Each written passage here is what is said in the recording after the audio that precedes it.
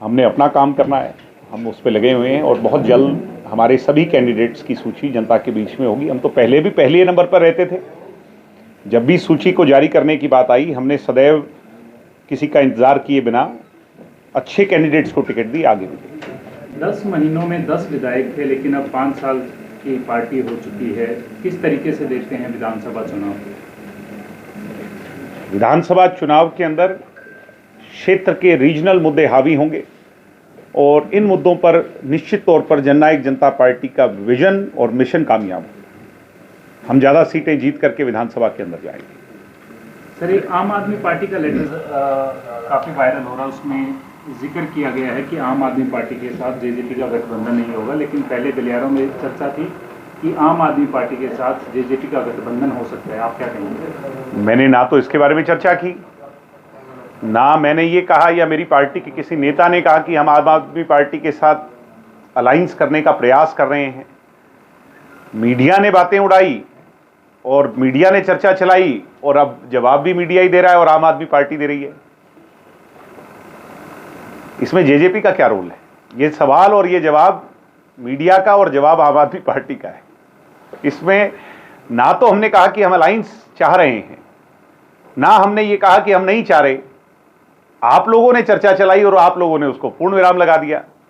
क्या आगे आने वाले समय में जननायक जनता पार्टी गठबंधन कर सकती है? बिल्कुल कर सकती है। किसी राजनीतिक दल के साथ गठबंधन होगा भी और बहुत जल्द अनाउंस होगा।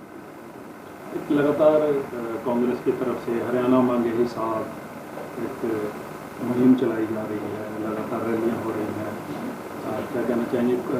बीजेपी 2014 में तत्कालीन मुख्यमंत्री हुड्डा साहब के खिलाफ हमने एक चार्जशीट बनाई थी। मैं अगर वो चाहेंगे तो उनको उनके घर पर प्रेजेंट करवा दूंगा। पहले वो उन तमाम चीज़ों का हिसाब दें।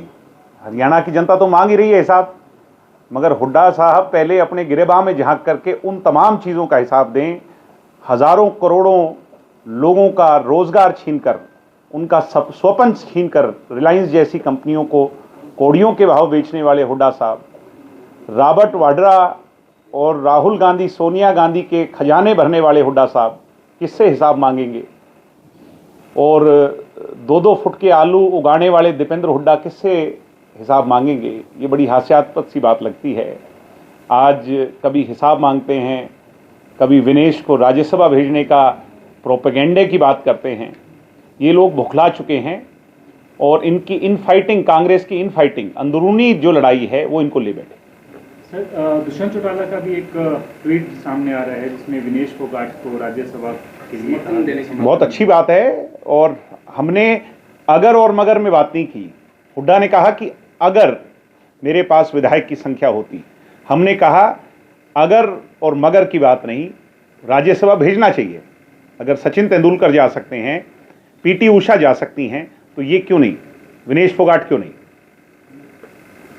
दवाड़ी से आपके पिता और आपकी माता विधायक रह चुके हैं, अब आप चुनावी मैदान में हैं, आपको क्या उम्मीद लग रही है?